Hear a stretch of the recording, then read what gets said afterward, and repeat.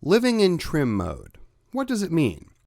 Living in trim mode means being able to play with the in and out points of clips in your sequence, to extend reactions, to cut to one character sooner or later, to basically help tell your story dramatically through the reactions of the characters. And living in trim mode is all about knowing the shortcut for entering trim mode. The letter U, which is conveniently enough right above the J, K, and L shortcuts, which are used for shuttling media while in trim mode.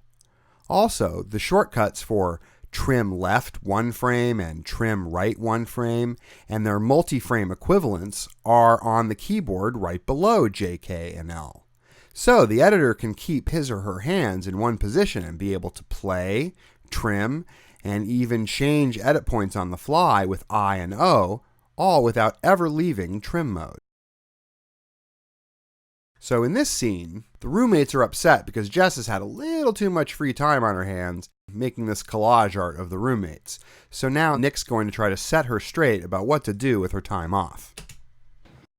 Take a break. You're looking at this the wrong way. This is the first time you don't have to be anywhere or do anything. Right. You can make weird art or don't make weird art. But the point is you can do whatever you want. You could go off the grid. You could be an outlaw. I'm not really someone who goes off the grid, Nick. All right, so if I want to change the original out point I made, maybe extend it, I can simply enter trim mode by clicking the trim mode button or using the letter U on the keyboard. Then, with J, K, and L, I simply play the moment to extend.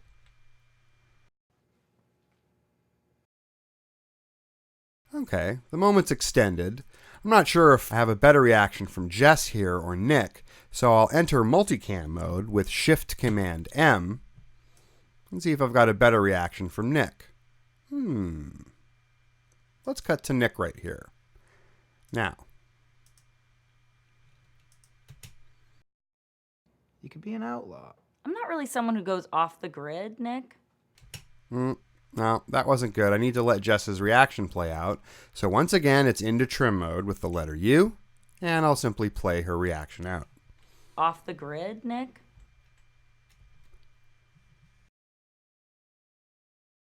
I'm not really someone who goes off the grid, Nick.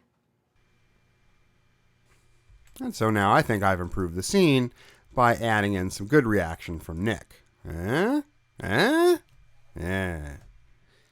Another interesting moment comes earlier in the scene when Nick first starts talking to Jess. Take a break. You're looking at this the wrong way. This is the first time. I feel like there's kind of a lull right here that I'd like to fix. Maybe I'll just extend this moment. Well, by entering trim mode, I can roll the moment, and unique to Avid is the fact that I can watch both the outgoing and incoming edit frame play at the same time. Way. This is it. And of course, when you play with JK and L, your thumb is in perfect position to hit the space bar and review the edit. Looking at this the wrong way. This is the first time you don't have to. But if dual roller trims were the only things that Avid did in trim mode, it wouldn't have the reputation that it has. So in addition to extending the shot, I could keep the shot the same length by entering a slide trim, or extend this shot and then extend the tail of that shot at the same time. See them both moving towards one another? Take a break. You're looking at this the wrong way. This is the. And then if I want to extend that edit with a dual roller trim, I just hit the letter S on my keyboard and nudge it a few frames at a time, or play with JKL.